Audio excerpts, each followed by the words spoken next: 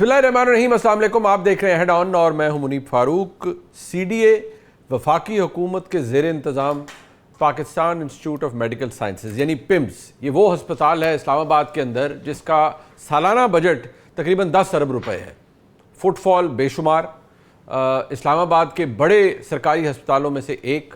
और अगर ये कहा जाए कि इस्लामाबाद के अंदर कोई 500 सरकारी अस्पताल हैं जिनकी मैनेजमेंट मुश्किल है, तो ये भी गलत होगा, ये झूठ होगा। लेकिन वहाँ पर जो आज अंदोनाक वाक़या पेश आया, जिसके नतीजे में 15 नौमौलूद बच्चे जाँ बहक हुए, आज सुबह ये वाक़या पेश आया। उसके बाद क्या हुआ, हुकूमत का रिस्पॉन्स, वज़ीर-ए-आज़म का एक्शन, वफाकी सेक्रेटरी सेहत की मुअत्तली, उनको इजलास से बाहर जाने का कहा गया। वज़ीर सेहत जनाब मुस्तफ़ा कमाल साहब पहले कराची में थे, फिर वो तकरीबन शाम 3-4 बजे PIMS तशरीफ़ लाए। जो हुआ उसके ऊपर जो लवाहिकीन हैं उनकी हाहाकार, उनकी जिस तरह से वो जिस तकलीफ़ में वो मुब्तला थे, वो सबके सामने है। अब यहाँ कोई सियासी बयानबाजी आज प्रोग्राम में मेरे ख़्याल में इसका कोई ज़रूरत ही नहीं है। बात सिर्फ इस हवाले से होनी चाहिए कि जो हो रहा है और क्या सिस्टम का कलैप्स होना, इसे ही कहते हैं, और यही वो सिस्टम है जो कलैप्स हुआ है। और अगर फिर मोहसिन नकवी साहब ने कहा था तो फिर शायद गलत नहीं कहा था, और इसका नतीजा ये होना चाहिए कि छोटे इंतज़ामी यूनिट्स बने। लेकिन ये तो वफाक है, इस्लामाबाद है, वफाकी दारुल हुकूमत है। ये पंजाब, बलूचिस्तान, खैबर पख्तूनख्वा का कोई फार फ्लंग एरिया नहीं है जो कि निगलेक्टेड है, जहाँ पर रसाई मुमकिन नहीं है, जहाँ रेस्क्यू रिस्पॉन्स मुमकिन नहीं है। ये तो वफाकी दारुल हुकूमत है। अगर वहाँ ये हाल है तो फिर आगे क्या होगा?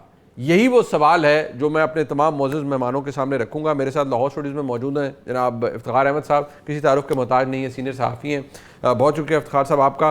मेरे साथ मौजूद हैं जनाब अतर काज़मी साहब, सीनियर सहाफ़ी, सीनियर एंकर पर्सन है। बहुत शुक्रिया जनाब अतर काज़मी साहब आपका। मेरे साथ मौजूद हैं जनाब हसन अयूब खान साहब, सीनियर सहाफ़ी हैं, सीनियर एंकर पर्सन है। बहुत शुक्रिया हसन अयूब साहब आपका भी। अब इफ्तिखार साहब, क्योंकि आप हम सबसे ज़्यादा तजर्बा रखते हैं, मैं आज सुबह से देख रहा हूँ जो हुकूमत का रिस्पॉन्स, वज़ीर-ए-आज़म ने फौरी तौर पर एक इजलास बुलाया, खफगी की, गुस्सा किया। मुझे सिर्फ एक बात बता दें कि जो पहला रिएक्शन होता है ना कि जी आप सेक्रेटरी सेहत को जी मुअत्तल कर दिया गया है, यही तरीक़ाकार है? क्योंकि गुस्सा दो तरफ है। एक है पॉलिटिकल गुस्सा है जो सियासी जमातें निकाल रही है कि नहीं जी मुस्तफ़ा कमाल साहब को ये ओहदे से अलहदा होना चाहिए। दूसरा एक वो गुस्सा है कि नहीं जी ये सब ब्यूरोक्रेसी की इनकॉम्पिटेंस है। क्या होना चाहिए? देखें, सीधी सी बात है, ये नाकामी है ब्यूरोक्रेसी की। और आपने हवाला दिया एक स्टेटमेंट का कि सिस्टम की नाकामी। सिस्टम की नाकामी ऐसे ही है। वो जो दोस्त हमें मशवरा दे रहे हैं कि सूबे बना के डिज़ोल्व करें पावर को, और भाई 4 अस्पतालों का इंचार्ज हो तुम यहाँ पे जी। छोटा सा एक यूनिट है इस्लामाबाद, उसका ये हाल है, तो आप क्या बात कर रहे हो? बुनियादी तौर पे ये नेग्लिजेंस वही है जो इसकी ऑब्जर्वेशंस हैं वो बिल्कुल सही हैं। The fire and the life safety arrangement were inadequate, हाँ जी, compromise, not as per standard requirement. ये पहले इसी पे रुक जाए ना, ये किसकी जिम्मेदारी है? ये जिम्मेदारी है MS की, डिप्टी सुपरिटेंडेंट की, और डिप्टी सुपरिटेंडेंट ने जिसको ये पावर डेलीगेट किया है एंड रिस्पॉन्सिबिलिटी लगाई है। अब देखना है कि ये आउटसोर्स तो नहीं की हुई, एक नया बीमारी पड़ गई है आउटसोर्सिंग की। अच्छा कि जनाब सीवरेज आउटसोर्स कर दो, बिजली आउटसोर्स कर दो, जो पेंट आउटसोर्स कर दो, जो फर्श आउटसोर्स कर दो, बेड आउटसोर्स कर दो, बेड पे बिछे हुए गद्दे आउटसोर्स कर दो। तो ये भी एक मसला है जिस पे कभी डिबेट होगी। दूसरी बात जो उन्होंने कही है वो बिल्कुल ठीक है। अब खौफनाक चीज़ है, ये लाहौर में मेरी ऑब्जर्वेशन है जी कि संडे को लाहौर के अस्पतालों की लिफ्टें नहीं चलती। संडे को लाहौर के अस्पताल, लाहौर के अस्पताल, आप ये लाहौर की बात, मैं लाहौर के अस्पतालों की बात, क्योंकि मेरी जाती ऑब्जर्वेशन है, मेरे भाई के साथ जब ये सानिया हुआ तब मैंने ऑब्जर्व किया। अब ये बिल्कुल सही है। मुझे बताएं कि ये क्या, इस पर किसकी जिम्मेदारी है? Emergency escape route were found permanently lock from outside.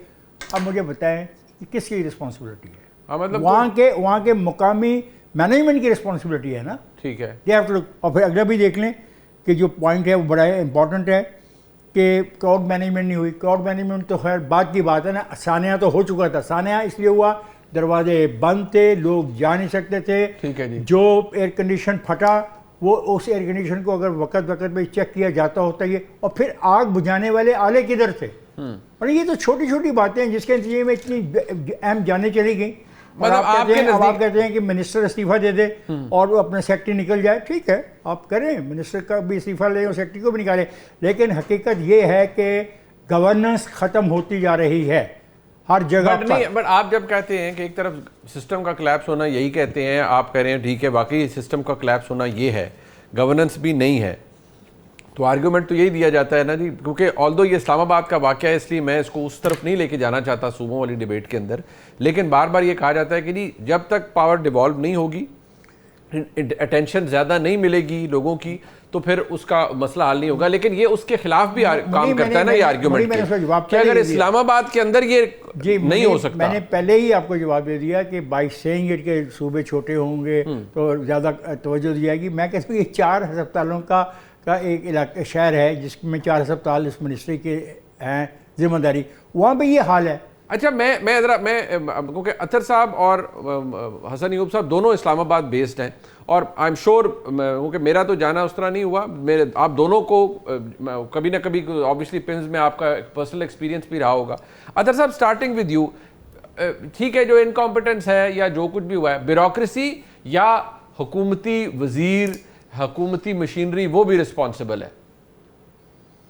देखिए इसमें बेसिक सी चीज ये है कि जो आपकी हुकूमती मशीनरी के बड़े बड़े लोग हो जाएं या आपके सियासतदान हो जाएं या जिसको आप हुक्मरान अशराफिया कहते हैं, वो कोई भी चीज जिसको अवाम इस्तेमाल करती है ना उधर उनका उससे कोई ताल्लुक नहीं होता। अच्छा। उसमें बेहतरी नहीं आती। अब ये इस्लामाबाद का वो अस्पताल है जो गुज़िश्ता चंद हफ्तों से वैसे ही आलमी मीडिया की सुर्खियों में है, और पिछले दिनों खबर आई कि जी वो दिल की फलानी मशीन भी काम नहीं कर रही क्योंकि वो इमरान खान का ला के मुआयना वगैरह करवाना था। तो मैं इसलिए इस चीज का जिक्र कर रहा हूं कि ये कैसे वक्त में हुआ है कि जब ये अस्पताल सुर्खियों में है और पूरी दुनिया की नजरें उसके ऊपर हैं। तो उस वक्त यहाँ पे गवर्नर्स की, मैनेजमेंट की ये हालत है, तो आम हालात में वहां पे क्या होता होगा? इशू वही है कि इन अस्पतालों में ना आपके हुक्मरानों का इलाज होता है, इन सरकारी स्कूलों में ना आपके हुक्मरानों के बच्चे पढ़ते हैं, ना इनकी खुराक वो, ना इनका पानी वो, ना इनके कपड़े वो। ये डिजाइनर कपड़े पहनने वाले ब्यूरोक्रेट और हुक्मरान जो 10-10 लाख का जिन्होंने बैग उठाया हो या 2-2 लाख का जूता पहना हो, उनको क्या पता कि जनाब बुजुर्ग क्या हो रहा है। 14 बच्चे लोगों के जल के वहां पे मर गए और उसके ऊपर तौजियात पेश की जा रही है कि इंक्वायरी होगी।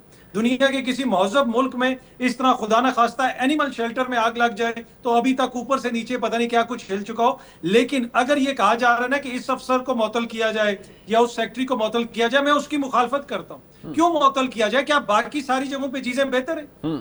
अभी इफ्तिखार साहब ने कहा कि लाहौर के अस्पतालों में संडे वाले दिन लिफ्ट नहीं चल रही होती, तो हार्ट अटैक का मरीज आ जाए तो उसको आप किस तरह लेके जाएंगे? आप खैबर पख्तूनख्वा में अस्पतालों को देख लें, आप कराची में देख लें, आप कोयटा में देख लें।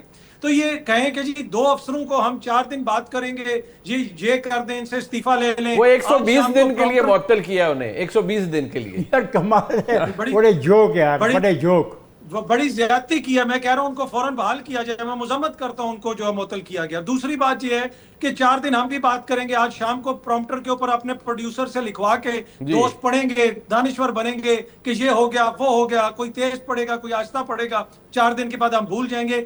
मसला ये है कि आप 15 से छोड़ के 1500 सूबे बना दें, जब तक अवाम का वोट डिसाइड नहीं करेगा ना।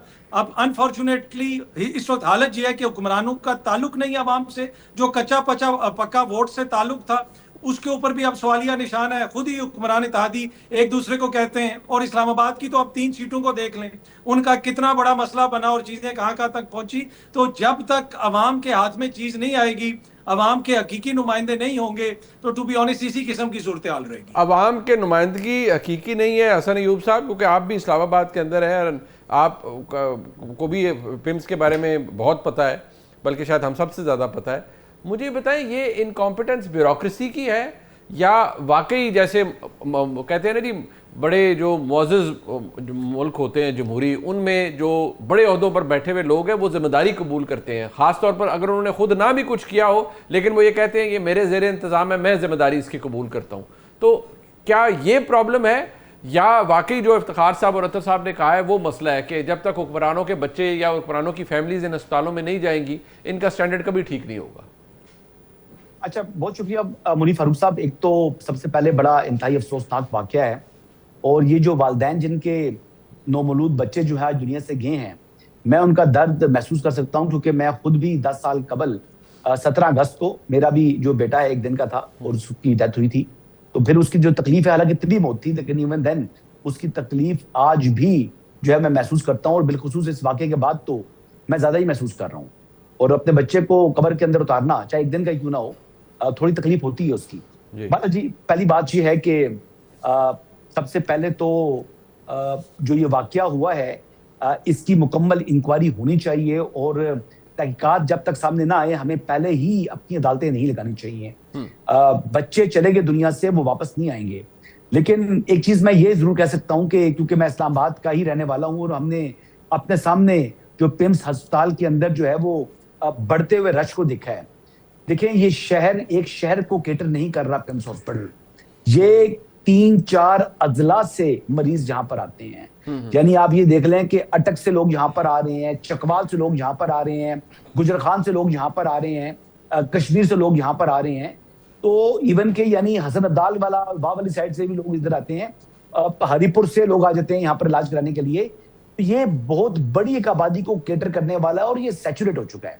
हमारे यहाँ मेरी वालदा इस जो ईद उल अज़हा थी उसमें पिम्स हॉस्पिटल में ही हॉस्पिटलाइज थी। अच्छा जी। और हाँ जी, और वो 3 दिन वहां रही जी। ठीक है, कुछ सारी बात है कि वो प्राइवेट हॉस्पिटल के मुकाबले में तो म्यार नहीं था, लेकिन हमने इनको प्राइवेट हॉस्पिटल से शिफ्ट कराया था पिम्स हॉस्पिटल, क्योंकि यहाँ के जो डॉक्टर्स हैं वो यानी पाकिस्तान के बेहतरीन डॉक्टर्स हैं। वो जितना उनके पास एक्सपीरियंस है वो प्राइवेट हॉस्पिटल के अंदर हम डॉक्टर की इनकॉम्पिटेंस पे हम ये कहते हैं कि जो वहां हुआ है, मैं ओवरऑल पिक्चर बता रहा हूं आपको। ठीक है। अब देखिए कि जब एक हॉस्पिटल के जो यानी उसके अंदर कैपेसिटी जो है वो 3000 पेशेंट्स को या 5000 के पेशेंट्स के लिए है, जब 20,000 का रश होगा तो नेग्लिजेंस तो होगी ना जी। हसन एक सेकंड, क्या अगर नंबर ऑफ पेशेंट बढ़ जाएं तो दरवाजे बंद होने चाहिए जहाँ पे बच्चे पैदा होते हैं? क्या वहाँ पे आग बुझाने वाले आले नहीं होने चाहिए? क्या वहाँ पे स्टाफ गैर हाजिर होना चाहिए? ये 3 फंडामेंटल क्वेश्चन है, इसका जवाब दें। ठीक है, अगर आबादी की वजह से लोग ज्यादा आ रहे हैं, आप अस्पताल के कमरे बढ़ा दें। मैं देता हूँ, ठीक है। अच्छा चले, लेट्स जी। मैं अच्छा जी, मैं इसमें ये बात कर रहा हूँ कि इस हवाले से तो मैंने सबसे पहले बात की है कि जो इंक्वायरी सामने आएगी और किसी को भी जो है वो माफ ना किया जाए जिसकी नेग्लिजेंस पाई गई है। जो अस्पताल के अंदर यानी जो गार्ड्स वगैरह हैं जिन्होंने वहां पर ड्यूटी देनी थी, उन्होंने अगर ताले लगाए हैं तो इसके इल्जाम जो है आप सेक्रेटरी सेहत के ऊपर नहीं लगा सकते। नहीं, बट मुस्तफा कमाल साहब के हवाले से मैं एक बात बता दूं आपको, खबर सुन ले, ये खबर आपके पास नहीं है, अभी तक किसी ने कहीं नहीं दी हुई। आई डोंट नो कि जब तक ये प्रोग्राम नशर होगा उस टाइम ये खबर किसी के पास तब तक आ चुकी हो तो मैं कुछ कह नहीं सकता। लेकिन मैं आपको ये बता रहा हूं कि आज सुबह first thing in the morning Mustafa कमाल साहब ने सबसे पहले अपना इस्तीफा दिया था प्राइम मिनिस्टर को, जो उन्होंने रिफ्यूज किया था। और प्राइम मिनिस्टर ने उनको कहा था कि आप वापस आए। फिर वो 3 बजे, जो 1 बजे की फ्लाइट थी, वो 3 बजे इस्लामाबाद पहुंची है। तकरीबन 3:30-4 बजे का टाइम जो है वो पिम्स हॉस्पिटल गए और उन्होंने कहा कि मैं खुद को भी जो है वो पेश कर रहा हूं। वहां पर मीडिया से गुफ्तगू तो चले, ये अगर उन्होंने ये मिसाल कायम की है तो अच्छी है। मुस्तफा कमाल साहब ने, जिस तरह यूरोपियन जो आपके माशरों के अंदर देखते हैं कि वुज़रा सबसे पहले अपना इस्तीफा देते हैं, तो मुस्तफा कमाल ने इसी तरीके से इस्तीफा दिया है। जो जब मेरे तक ये खबर पहुंची तो बड़ा अच्छा लगा कि एक आदमी ने वजीर होते हुए जो है वो उसके लिए इस्तीफा पेश किया। नहीं, बट एक बात है इफ्तिखार साहब, जो आपका सवाल है, जो हमारे बेसिकली बहस का है कि कोई भी अस्पताल का अमला, गार्ड या कोई, ये जो 3 ऑब्जर्वेशंस नीचे CDA ने अपनी लिखी हुई हैं, ये वो बगैर किसी डायरेक्टर की, MS की, DMS की मंजूरी के बगैर तो नहीं करेगा ना। दूसरी बात ये है कि अस्पताल का एक प्रोटोकॉल होता है, अगर इमरजेंसी हो जाए तो दरवाजे खोले जाते हैं, रेस्क्यू को एक्सेस दी जाती है। मैं कुछ देर पहले एक क्लिप देख रहा था जिसमें इस्लामाबाद के एक रेस्क्यू के जो अहदेदार हैं वो ये कह रहे थे कि जी दरवाज़ा एक बंद था, एक परमानेंटली बंद हुआ है, तो हमने दीवार तोड़कर एक्सेस किया एक जगह को। इसका मतलब है लैक ऑफ प्लानिंग है, कोई पूछने वाला नहीं है। ये तो अगर रेस्क्यू वही जो CDA के अंदर काम कर रही है, अगर वो ये कह रही है, इट मींस कि there was never a planning, कोई ड्रिल नहीं, कोई कुछ नहीं। ओवर यूटिलाइज होना एक फैसिलिटी का एक और बात है, बट कोई बेसिक प्रोटोकॉल ही नहीं है, कोई एक्सरसाइज ही नहीं की हुई। ये तो एक कंसर्न है इफ्तिखार साहब। बिल्कुल, मेरा तो सुबह से कंसर्न यही है, बिकॉज मैं I have been facing a problem, Allah ताला मेरे भाई की बख्शिश करे। आमीन। सेम प्रॉब्लम मुझे ये था कि मेरे भाई को जो साने है वो जुमेरात की रात को लेट के हुआ। संडे को लेबॉर्ट्रियाँ भी बंद हो जाती हैं अस्पतालों की, और लिफ्टें भी बंद होती हैं संडे को, और संडे को जनाब वाला कोई सीनियर आदमी वहाँ पे मिलता नहीं है, आपको डॉक्टर भी नहीं मिलते, छोड़ दें छोटे स्टाफ को। ये वाक़या क्या है मुझे बताएं। अगर दरवाजे बंद करने हैं बकौल मेरे दोस्त के कि चूँकि बच्चे बेबीज होते हैं उनको एक्सपोज नहीं करना चाहिए लोगों के आगे, आई एग्री विद इट, लेकिन सारे दरवाजे बंद हो जाएं, चलें जी। अगर उस जो फटा है अपना उसका एयर कंडीशनर का कंप्रेसर, अगर कोई प्रोटोकॉल तो होगा ना, कितने महीनों के बाद हर एसी को चेक करना है, होती होगी, हर महीने के बाद देखने जो वहाँ पे गैस के पड़े हैं पंप जिन्होंने बुझानी आग। साहब एक गरीब वफाक, ये भी एक आर्गुमेंट है ना वो इस्लामाबाद में कि ये एक कंगला वफाक, वो कहते हैं 10 अरब रुपए एक ऐसी फैसिलिटी ये नहीं हम चला सकते। एब्सोल्युटली मैं डिसएग्री करता हूँ। अगर ये कितने कंगले हैं then they should leave it. लोगों को इस तरीके से बेमौत मत माने। अगर ये काम नहीं चला सकते, अगर इनकी मैनेजमेंट नहीं है, अगर इन्होंने एमएस नहीं रखा हुआ, डिप्टी एमएस नहीं रखा हुआ, उनके पास गाड़ियां नहीं है, उनके पास पिक्स नहीं है, उनके पास प्रिविलेज नहीं है, उनको पैसे नहीं मिलते, वो प्राइवेट प्रैक्टिस नहीं करते, तो फिर बंद करें सारी कहानी। एक कहानी नहीं है ये, फिर कहानी से और बहुत सारी कहानियां जन्म लेंगी। मेरे यहाँ तक अपने आप को अतर साहब एक ये भी इशू है ना, अभी हसन साहब ने अपना एक पर्सनल एक्सपीरियंस बताया कि उनकी वालदा का ट्रीटमेंट वहाँ हुआ। हसन साहब एक वेल नोन शख्सियत हैं, वेल नोन आदमी हैं, आप हैं, इफ्तिखार साहब हैं, we can pick up phone call people के यार कोई अटेंशन नहीं मिल रही। वहाँ तो अगर जहाँ इतना इन्फ्लक्स हो, इतने लोग आते हों, इतना फुटफॉल हो, वहाँ तो बहुत से हमारे दोस्त ये कहते हैं कि कई दफ़ा एक बेड लेने के लिए आपको किसी को फ़ोन करवाना पड़ता है, और ये कॉमन प्रैक्टिस है। अगर इस्लामाबाद के अंदर हॉस्पिटल ओवर यूटिलाइज्ड है, उसकी ओवर यूटिलाइजेशन का ज़िम्मेदार कौन है, फंड्स का या रिसोर्स के कम होने का ज़िम्मेदार कौन है? ये जो मैं दोबारा कहूँगा कि अगर कोई प्रोटोकॉल ही नहीं है आज तक अडॉप्ट किया गया तो उसका ज़िम्मेदार कौन है? वो वज़ीर सेहत हैं, वो सेक्रेटरी सेहत हैं, वो वज़ीर आज़म हैं, वो CDA का अमला है, कौन है?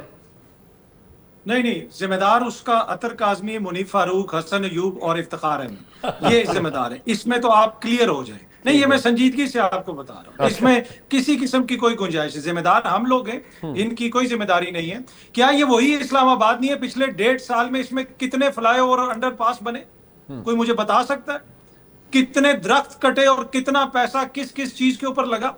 क्या आप 4 नए कमरे नहीं बना सकते थे? यार आपकी प्रायोरिटीज क्या है मुनीब भाई?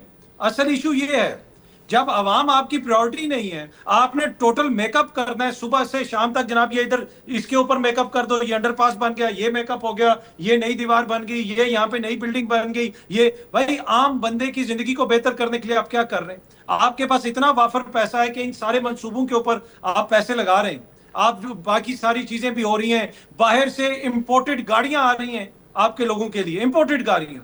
आपकी मरात देखें, आप इसी इस्लामाबाद में बैठे हुए मोअज़्ज़िज़ जज साहिबान की तनख्वाहें, उनकी मरात, उनकी गाड़ियां, ब्यूरोक्रेसी की मरात, उनकी गाड़ियां, मिलिट्री अशराफिया की मरात, उनकी गाड़ियां, जो वुज़रा हैं उनके स्क्वाड, उनकी गाड़ियां, हुक्मरानों की गाड़ियां। इधर इस्लामाबाद में आप किसी जगह पे भी 5 मिनट खड़े हो जाएं तो एक इतना लंबा काफिला आपको गुजरता हुआ नजर आएगा। हर 5 मिनट के बाद आगे भी गाड़ी, पीछे भी गाड़ी, और उन गाड़ियों में मेरे, आपके और इस कौम के बच्चों का खून जलता है। इशू है प्रायोरिटीज का।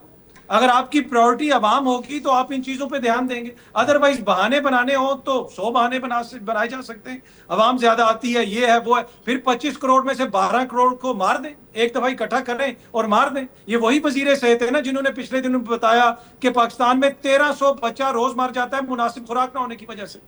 ये वो हुक्मरान है जिनके बच्चे जो है वो दुनिया भर से उनकी खाने की चीजें आती हैं, वो हमें बताते हैं कि जी आपके बच्चे 1300 मुनासिब खुराक ना होने की वजह से मर जाते हैं। तो जिम्मेदार मैं और आप हैं, हम सब हैं, हुक्मरानों की कोई जिम्मेदारी नहीं। मैं इसमें एक बात और भी ऐड करना चाहता हूँ कि हसन कह रहे हैं कि यहाँ पे लोग ज़्यादा आते हैं, तो भाई आप लोगों को फैसिलिटी वहाँ पे क्यों नहीं पहुँचाते हैं? वहाँ पे जो BHU हैं उनको क्यों आउटसोर्स कर रहे हैं?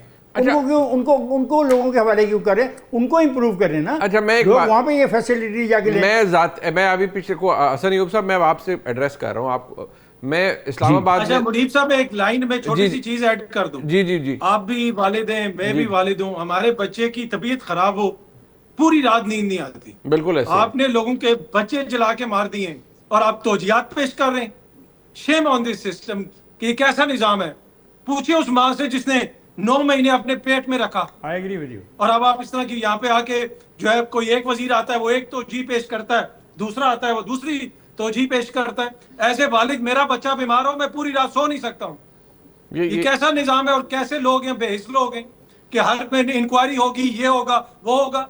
इस मुल्क में इंक्वायरियां ही चलती रहेंगी।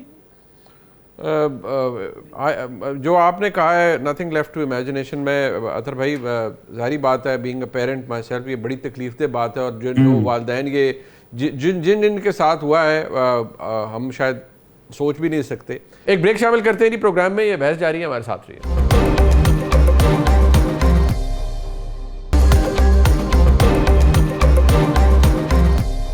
एक दफ़ा फिर आपको खुशामदीद कहते हैं प्रोग्राम में। एक बात हसन अयूब साहब, मैं कुछ अर्से पहले मैं इस्लामाबाद में था, तो वहाँ एक कारोबारी शख्सियत से ऐसे मेरी मुलाकात हुई, तो उन्होंने मुझे कहा, वो उनका देहाती बैकग्राउंड है, उन्होंने कहा जी कि इतना फ़र्क है दोनों जगहों पे। वो कहते हैं नहीं, हमारे पास हमारे गाँव से कोई लोग आते हैं, हम इस्लामाबाद में रहते हैं और हमारा कारोबार इस्लामाबाद में है, मुझे नहीं पता वहाँ क्या हालात है। ये मैं उनकी ज़ुबानी, उन्होंने कहा जी हम उन्हें पिंडी में बेनज़ीर भुट्टो हॉस्पिटल जो है, हम उन्हें वहाँ ले जाना बेहतर समझते हैं, क्योंकि वहाँ पर इलाज जो भी है वहाँ पैसे नहीं चलते, वहाँ पर किसी को ये नहीं देना पड़ता कि जी आप फलाने को पैसे दें तो ये होगा, फलाने को पैसे दें, हम वहाँ ले जाना बेहतर समझते हैं। आपको नहीं पता पिम्स के अंदर क्या हालात हैं। ये मैं जो सुना मैंने आपके सामने रख दिया। मुझे सिर्फ एक बात बताएं, हम अभी अतर भाई ने भी जारी बात है जो बात की, वो जज्बाती बात नहीं है, वो एक शायद हमारा सेंटिमेंट है, नेशनल सेंटिमेंट इस वक्त हर शख्स का, हर पाकिस्तानी का। मुझे सिर्फ ये बताएं कि अगर ये अस्पताल इसकी नहीं ओवर यूटिलाइज्ड है, मुझे अभी जिस तरह अतर खाब कह रहे थे कि भाई आप इसकी लिपापोती तो बहुत इस्लामाबाद की कर रहे हैं, हम कहते हैं जी दुनिया के खूबसूरत तरीन दारुल हुकूमतों में से ये शायद दूसरे नंबर पर आता है, लेकिन वहाँ जो हेल्थ फैसिलिटी है उसका ये हाल है, इसका मतलब है हमारी प्रायोरिटी गलत है, ये तो हमें मानना चाहिए। मेरी जो है वो बरतानिया के अंदर स्लिप डिस्क हुई थी। अच्छा। और एनएचएस के रहमो करम पर था, तो यकीन करें कि इतना दलील मैं कहीं भी नहीं हुआ इलाज के लिए जितना मुझे एनएचएस ने दलील किया था। और ये साल 2002 की बात है। अच्छा। 2002 की 2003 की बात है। ठीक। तो यकीन करें कि वो हालत और जैसी वो तकलीफ हुई स्लिप डिस्क के बाद और जिस तरीके का इलाज हुआ, और एमआरआई के लिए मेरे ख्याल से उन्होंने 5 महीने बाद का वक्त दिया था मुझे। 5 महीने मैंने इंतजार करना था एमआरआई के लिए। अच्छा। तो हालात तो यूरोप के भी ऐसे ही हैं, बरतानिया के भी ऐसे ही हैं। वहां पर इटली के अंदर आप देख लें, मैं बात हो रही थी, वहां पर भी ऐसे हालात हैं। देखिए, मैं तो ये बात करता हूं कि जो ये वाकया पेश आया, मेन मसला तो ये है ना कि ये शॉर्ट सर्किट हुआ और आग लगी। अब दुनिया के अंदर जितने भी अतर काजमी साहब भी बरतानिया में रहे हैं, इनको मालूम है कि वहां पर भी third party fire and theft, ये मिनिमम इंश्योरेंस देनी पड़ती है गाड़ी की आपको। ठीक है जी, इसके बगैर आप गाड़ी रोड पर नहीं लेकर आ सकते। इसका मतलब है कि आग तो लगती है जी। ठीक है जी, आग कभी भी लग सकती है, हादसा हो सकता है। अब सवाल ये है, अब हम इतनी बड़ी बड़ी बातें कर रहे हैं, अतर काजमी साहब भी, मैं भी, तो हम अपने जितने अखबारात की और न्यूज चैनल्स के दफातर में चले जाए ना जी, आप मुझे बताएं क्या वहां पर वो इंतजाम मौजूद है? हम अपना गिरबान झांकें, हम दुनिया को तो पूरा लेक्चर देते हैं, लेकिन जाके देखें, बात करें, मालिकान से बात करें कि जनाब यहाँ पर ये पोटेंशियल हैजर्ड है वर्कर्स के लिए, क्या उसका ख्याल रखेंगे? रखना चाहिए। अगर हमने सच बोल रहे हैं, उनको रखना चाहिए। अगर सच बोल रहे हैं तो फिर पूरा सच बोले ना, फिर अपने घर से शुरू करें, अपने इदारे से शुरू करें, हुकूमत पर तनकीद करें। मैं भी करूंगा और मैं भी करने को तैयार और तनकीद ही कर रहा हूं, लेकिन मैं कह रहा हूं कि हमें देखिए इस तरीके से आगे बढ़ना चाहिए कि ये हमारा ओवरऑल सोसाइटी के अंदर हम इन चीजों को प्रायोरिटी नहीं देते। आज ये वाकया हुआ है, 4 दिन 5 दिन मुनीर फारूक, हसन अयूब, इफ्तिखार अहमद साहब, अतर काज़मी साहब बात करेंगे, उसके बाद हम फॉलो अप नहीं करते, फिर हम नई पॉलिटिकल स्टोरी के पीछे चले जाते हैं। ये हमारा कसूर है मुआशरे के अंदर। इस हवाले से जो हमने आगाही देनी है कि लोग अपने राइट्स को माने और उनको समझते हुए वहां पर आवाज उठाएं, और जहां पर इस किस्म की कमजोरियां हो उसकी निशानदेही करें। वैसे तो मतलब ट्विटर के ऊपर, फेसबुक के ऊपर दुनिया की हर फजूल चीज लोगों ने अपलोड की होती है। इस किस्म की निशानदेही भी जब सोसाइटी के अंदर हम उनको आगाही देंगे तो वो शुरू करेंगे, तो यकीन करिए हमारा हिस्सा होगा। ये हम कौम की खिदमत करेंगे। मैं अपने आप को इसमें कसूरवार ठहराता हूं। बिल्कुल ठीक है। वाकया फिल्म्स में आया है, इसमें कसूर हसन अयूब का भी है, मुनीर फारूक का भी है, इफ्तिखार अहमद का भी है, अतर काज़मी का भी है। बिल्कुल। अच्छा इफ्तिखार साहब, बात है हमारा चले नेशनल कैरेक्टर हम ये कह सकते हैं, हम इन चीज़ों के ऊपर तवज्जो नहीं देते, बट प्रॉब्लम ये है कि ये अगर पिम्स की ये हालत है तो वो एक आज की तो नहीं है। वो मैं ये भी कहूँगा पिछले 2.5 साल की भी नहीं है, पिछले शायद 10 साल की भी ना हो। इसका मतलब है कि बेसिक हेल्थ फैसिलिटी या हेल्थ केयर हमारी प्रायोरिटी कभी थी ही नहीं, और हम अल्ल तल्लो में ज़्यादा फोकस करते हैं। जो बेसिक रिक्वायरमेंट है, बेसिक हेल्थ जो फैसिलिटीज़ हैं, वो स्टेट देने में नाकाम रही है, यही कहूँगा ना मैं। बिल्कुल आप सही कह रहे हो, और मैं मेरे दोस्त जो मौजूद हैं यहाँ पे, मैं उनसे कहूँगा बिल्कुल सब कुछ लिखा होगा कागज़ों पे कि इन सारी चीज़ों को मैनेज कैसे करना है। उनके लिए मुलाजमीन भी होंगे, उनको तनख्वाहें भी मिलती होंगी, ये सब कुछ कागज़ों पे मौजूद होगा। अब सवाल ये है कि जब मैं कहता हूँ कि गवर्नेंस नहीं चल रही और गवर्नेंस फेल हो रही, तो ये गवर्नेंस का फुकदान है। तो उसका जवाब भी आता है ना, उसका जवाब क्या आता है? क्या जवाब? छोटे सूबे बनाए। नहीं, छोटे सूबे बनाने में यार, ये बच्चे वाली बात कह रहे हैं। एक छोटा सा इलाका है इस्लामाबाद, वो उसका नतीजा देख लो।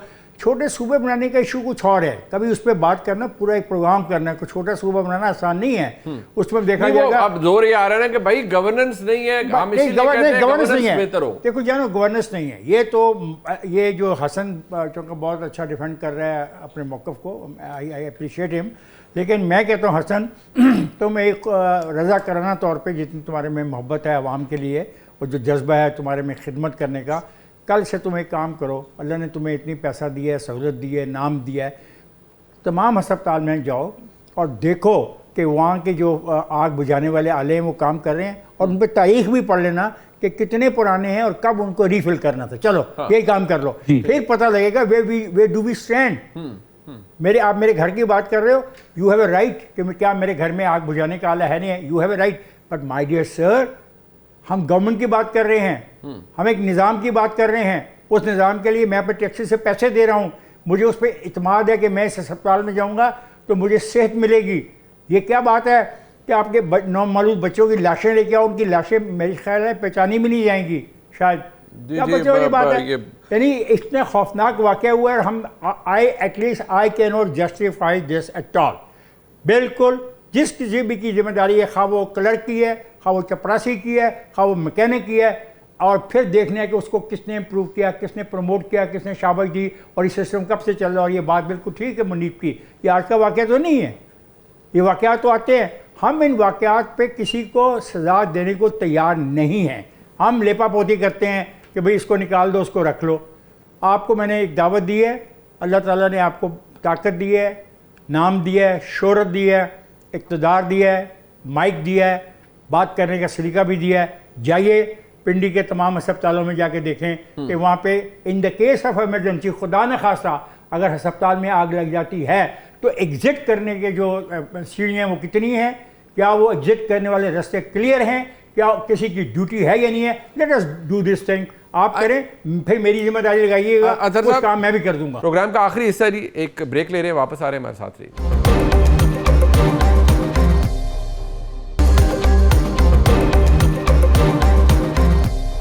एक दफ़ा फिर आपको खुशामदीद कहते हैं जी प्रोग्राम में। अजहर साहब, आपको एक एक्सपीरियंस भी है, क्योंकि मुझे भी इत्तेफाक है, बरतानिया में रहने का, हसन भी तालीम के लिए रहे हैं, मैं भी रहा हूँ, आपका तो आपको भी काफ़ी है सर। मुझे तो आज तक नज़र नहीं आया कि हमारे सरकारी अस्पतालों में कोई फायर एग्जिट का कॉन्सेप्ट है कि नहीं। हालांकि बरतानिया की हर इमारत के अंदर आप हर दरवाजे, हर जगह लिखा होता है फायर एग्जिट या ये हो। अभी कुछ हॉस्पिटल्स में शायद लिखा गया फायर हो तो जी जो एलिवेटर है उनका इस्तेमाल ना करें। लेकिन मुझे सिर्फ ये बात बताइए कि हमें फौरी तौर पर एक आर्गूमेंट यह आता है कि जी इसी वजह से कहा जाता है कि छोटे इंतजामी यूनिट बने, लेकिन उसकी क्लासिक एग्जाम्पल अतर साहब कि अगर इस्लामाबाद जिसका रेडियस शायद 18, 20, 30 किलोमीटर का होगा, अगर उसके अंदर वफाक इन अस्पतालों की हालत बेहतर नहीं कर सकता। अब इस हॉस्पिटल का मैंने चेक किया तो मुझे जो फिगर सामने आई 10 अरब सालाना बजट है। मुझे नहीं पता इसमें तनख्वाहें भी होगी, सब कुछ होगा, but is it enough? Number 1। Number 2 ये कि जो आपने बात की प्रायोरिटी नहीं, फिर इसका मतलब है कि डेवलपमेंट प्रोग्राम्स को कट डाउन करना चाहिए। अगर आप एक हॉस्पिटल को ही बेहतर कर लें तो शायद वो भी बड़ी बात होगी। देखिए, असल में इशू ये है कि यकीनन पाकिस्तान में दीगर जगहों पे भी health and safety, fire safety, इसका कोई ख्याल नहीं रखा जाता। लेकिन यहाँ पे जो है ना, इनको हम कोई हमारा टीवी चैनल हो या कोई और इदारा हो, वहां पे अवाम वोट दे के लोगों को नहीं बैठाती, वहां पे अवाम के टैक्सों से वो जो है वो सिस्टम नहीं चल रहा होता, तो इस वजह से हुकूमत के ऊपर जिम्मेदारी ज्यादा होती है। दूसरी बात, ये जो मिसाल है कि जी सूबे अगर ज्यादा बन जाएंगे तो चीजें बेहतर हो जाएंगी। ये वैसी मिसाल है कि एक आप गैर मेयारी मटीरियल लें और आप कहें कि जी गैर मेयारी मटेरियल से बड़ा महल नहीं बनाते, इस तरह करते हैं कि 15-20 छोटे छोटे घर बना देते हैं। जब तक मटेरियल ही गैर मेयारी है तो कैसे उससे कोई भी इमारत मजबूत बन सकती है। मेन इशू यहाँ पे सिस्टम को जिस तरीके से चलाया जा रहा है, आप 35-32 छोड़ के 132 सूबे बना दें, यही हालत होगी। ये छोटा सा इस्लामाबाद है, इसकी क्या हालत हुई हुई है, यहाँ पे क्या सिचुएशन है। इवन के जो रेड जोन के करीब एरियाज है वहां पे गटर उबल रहे होते हैं, गटरों के ऊपर ढकना नहीं है। आए रोज कोई सीनियर साफी, कभी अफसार आलम साहब, कभी रऊफ क्लासरा साहब, वो ट्वीट करके बता रहे होते हैं सीडीए को, यार यहाँ भी गंद पड़ा है, वहां भी गंद पड़ा है। तो ये सूबों के जो चैंपियन है, इवन के हमारे वजीर सेहत जो है वो सूबों के चैंपियन है, उनके अंडर 3-4 अस्पताल आते हैं, कितनी बेहतर मैनेजमेंट होगी, शायद इससे भी कम अस्पताल आते हो। तो मेरे ख्याल में सूबे बनाने से मसला तभी हल होगा जब निजाम बेहतर होगा। अगर यही इन्हीं अफसरान को ले जाके आपने उन सूबों में बैठा देना है तो फिर वही होगा, ब्यूरोक्रेसी का वही एटीट्यूड होगा। आजकल मैं देख रहा था एक तस्वीर सोशल मीडिया पे बड़ी वायरल है, जहां पे एक सरकारी अफसर बैठे हैं, उनका जो दफ्तर है, यकीन करें कि ऐसा दफ्तर तो मेरे ख्याल में जो बादशाह है बरतानिया का उसका भी नहीं होगा। और यहाँ पे तनख्वाहें देने के लिए मैं एक दफा पीटी भी गया चंद साल पहले, वहां पे मैं एक साहब के दफ्तर गया, वो इतना बड़ा दफ्तर था, उतनी जगह में बीबीसी के 4 एग्जेक्टिव बैठ जाते हैं छोटे छोटे क्यूबिकल्स में, वो एग्जेक्टिव जिनके पास अरबों डॉलर का बजट होता है, और यहाँ पे महीने महीने तनख्वाहें नहीं आती, अपने मुलाजमीन को पेंशन देने के पैसे नहीं है, और इतने इतने बड़े दफातर, इतनी इतनी बड़ी मराहत, वो सब कुछ चल रही। तो निजाम तभी बेहतर होगा जब आप चीजों को बेहतर करेंगे ऊपर से। और ये सूबे बनाने से कोई मैजिक बुलेट नहीं है कि ये सूबे बनेंगे और सब कुछ ठीक हो जाएगा। हाँ, नीचे तक क्या इक्तदार मुंतकिल होना चाहिए, क्या आवाम तक मुंतकिल होना चाहिए, उसमें एडमिनिस्ट्रेटिव यूनिट हो, मजबूत बल्दियाती निजाम हो, उस पर बहस हो सकती है। इन प्रिंसिपल में उसकी हमायत करता हूँ, लेकिन इस सिस्टम के तहत आप जितना मर्जी फैलाएंगे वो खुदा न खास्ता, या जो है जिसे आप कह सकते हैं वो बुराई फैलेगी, कोई अच्छाई नहीं फैलेगी उससे। अच्छा हसन साहब, ये आज मैं देख रहा हूँ बहुत वफाकी हुकूमत हरकत में है, वज़ीर आज़म ने बड़ा ठीक ठाक खिंचाई की है सबकी। नेट रिजल्ट क्या है आज की एक्सरसाइज का? ये एक न्यूज़ साइकिल है ना जी, वो चल रहा है, अभी आपने खुद ही उसका निशानदेही भी की कि एक न्यूज़ साइकिल है, अतर साहब ने भी कहा चलेगा चलेगा चलेगा, एक दिन मैक्सिमम 48 आवर्स, फिर ये बैक बर्नर पे चला जाएगा। क्या आपको लगता है कि ये वक्त वाकई ऐसा है कि ये एक वाक़या, एक अंधोनाक वाक़या, लेकिन इससे कोई तब्दीली आ सकेगी कम से कम इस्लामाबाद की हद तक अस्पतालों के, सरकारी अस्पतालों के हालात में? सर तकरीबन मैं ये कह सकता हूं कि गुज़िश्ता 3 सालों में या 8 सालों में या 10 सालों में कम से कम 300 ऐसी वेकअप कॉल्स आई हैं इस कौम के लिए, हमारी हुकूमतों के लिए, हमारी सोसाइटी के लिए, हमारे मीडिया के लिए। लेकिन हमने अपनी तरजीहां तब्दील नहीं की। आज भी हम हेल्थ, एजुकेशन और जो पब्लिक ट्रांसपोर्ट है उसको उतनी अहमियत नहीं देते। इससे मुतल्लिक जो वहां पर जो पब्लिक सेफ्टी की चीजें हैं हम उनको तरजीह नहीं देते, हम उस पर बात नहीं करते। पब्लिक जो है उसको अपनी कुछ ज्यादा जो है वो अहमियत की चीज नहीं समझते। क्योंकि देखें पब्लिक ट्रांसपोर्ट के हवाले से देख लें कि अब कुछ पंजाब के अंदर जो है वो कुछ और इस्लामाबाद के अंदर म्यार बेहतर हुआ है, लेकिन बाकी सूबों के अंदर आप देख लें कि पब्लिक ट्रांसपोर्ट किस किस्म की है, जिस तरीके से ओवरलोडिंग चल रही होती है, जिस तरीके से वो बसों के ऊपर जो है वो छतों के ऊपर भी लोग बैठे हुए होते हैं, तो वो भी पोटेंशियल हैजर्ड्स हैं और वहां पर भी कितनी जिंदगियां जो है वो जाया हुई हैं। फिर कैसे कैसे ब्रिजेस हैं जिसके ऊपर से लोग गुजरते हैं, वहां पर भी हादसा होते हैं। तो ये चीजें हमें ओवरऑल जो है हमें इन चीजों को अपनी प्रायोरिटी पर रखना होगा। मीडिया को भी आवाम में आगाही देनी होगी, उनको अच्छे बुरे के हवाले से हमें एक बात बार बार हैमर करनी होगी ताकि उनको इस बात के हवाले से दादा हो सके। ये देखिए जो यानी फायर एग्जिट यानी 1 सदी से ज्यादा अर्सा हो चुका है कि मुख्तलिफ जो तरक्की याफ्ता ममालिक है वहां पर कंपल्सरी हो चुके हैं, हमारे यहाँ वो है ही नहीं। और जो एग्जिस्टिंग स्ट्रक्चर है उनके अंदर भी आपको फायर एग्जिट के लिए ऑल्ट्रेशन करनी होगी। जिस तरीके से अब ब्लू एरिया की बात कर लें कि वो तलाल चौधरी साहब आज मीडिया से गुफ्तगू कर रहे थे, वो न्यू ब्लू एरिया की तो बात कर रहे हैं लेकिन ओल्ड ब्लू एरिया की बात नहीं कर रहे कि वहां पर फायर एग्जिट जो है वो इन प्लेस है ही नहीं, और वहां पर जो है वो फायर सेफ्टी के जो इक्विपमेंट है वो भी नहीं लगा हुआ। तो ये इन्फोर्समेंट ना आपने करनी है ना मैंने करनी है, ये इन्फोर्समेंट तो यानी सीडीए ने करानी है। लेकिन इस हवाले से हम बार बार जहां निशानदेही हो जो वहां को यूटिलाइज करने वाली बिल्डिंग्स है वहां पर जनाब वो लोग उसकी तस्वीरें सोशल मीडिया पर शेयर करें, हम उनके ऊपर जो है वो प्रोग्राम्स करें। इस तरीके से आहिस्ता आहिस्ता जो है अवेयरनेस आगे बढ़ेगी और ये बेहतरी आ सकेगी। जहां तक सवाल है जी उन जो आज बच्चे शहीद हुए हैं, ये देखिए जल कर जो है ना जिनकी बात हुई है, ये शोधा हैं और ये नन्हे जो है फरिश्ते हैं, ये जन्नत में जाएंगे और इंशाल्लाह अपने वालिदैन को भी साथ लेके जाएंगे, उनकी भी जो है ना बख्शिश का जरिया बनेंगे। मैं इतनी बात करूंगा कि उनके वालिदैन के साथ जिस किस्म का सलूक हुआ इंतजामिया ने, पुलिस ने या दीगर लोगों ने किया है, और जिस किस्म के वो गिले शिकवे कर रहे थे, ये इटसेल्फ एक और उस स्पॉट के ऊपर खड़ा हुआ जो कांस्टेबल था या इनका चौकीदार था पिम्स इंतजामिया का, ये उनका भी देखें रवैया किस किस्म का है कि उनके बच्चे दुनिया से चले गए हैं और ये उनको धमकियां दे रहे हैं। तो ये भी तो देखें ना रवैया। अब ये इसकी जिम्मेदारी क्या वजीर सेहत पर हमने डालनी है, क्या इसकी जिम्मेदारी हमने वज़ीर आज़म पाकिस्तान पर डालनी है या मुझसे नकवी पर डालनी है? ठीक, इफ्तिखार साहब लास्ट मिनट है, हमारा नेशनल कैरेक्टर में 2-3-4 दिन पहले मैंने चीफ मिनिस्टर पंजाब की एक गुफ्तगू सुनी, वो कह रही थी कि हमारे हालत ये है कि हम अस्पतालों से दवाइयाँ चोरी कर लेते हैं, हम इंजेक्शन चोरी कर लेते हैं, हम अट्टी सट्टी लगा लेते हैं कि अस्पताल के जो फार्मेसी है वहाँ से नहीं, फलानी जगह से लेके उनको हमने अपना परसेंटेज बीच में रखी होती है। This is what our national character is unfortunately I believe. अगर सीएम कह रही है और सीएम के इल्म में है तो उन लोगों को तो जेल में होना चाहिए, जेल की सलाखों के पीछे है। सीएम से ज़्यादा इम्पोर्टेंट तो सीएम से ज़्यादा इम्पोर्टेंट तो कोई नहीं है। इसका मतलब सीएम ने ऐसे हवा में तो बात नहीं की। सीएम आईबी की रिपोर्ट से, स्पेशल ब्रांच की रिपोर्ट से, आईएसआई की रिपोर्ट से, इंटरनल रिपोर्ट से, अपने मिनिस्टरों की रिपोर्टों के बाद ये कहा ना, तो those people should be behind the bars. Why they are continuing this story? और वो जो अस्पतालों को ये प्राइवेट करने का कॉन्सेप्ट है, इस पर भी जरा गौर किया जाए। बहुत शुक्रिया जनाब। इफ्तिखार अहमद मौजूद थे, हसन अयूब साहब मौजूद थे, अतर काज़मी साहब ने हमारा साथ दिया। एक अंदोनाक वाक़या है, मुज़म्मत शायद दुरुस्त लफ्ज़ नहीं है, दुख है और बेशुमार रंज है और इज़हार हमदर्दी है उन फैमिलीज़ के लिए जो आज इस तकलीफ़ में है। लेकिन फ़र्क सिर्फ ये पड़ना चाहिए कि इसके बाद कोई ऐसा वाक़या ना हो। क्या ये मुमकिन है हमारे मुल्क में? यही सवाल है आज का, इसका जवाब आना बाकी है। प्रोग्राम आपने देखा जी, फीडबैक दीजिएगा। देखने का शुक्रिया। खुदा हाफ़िज़।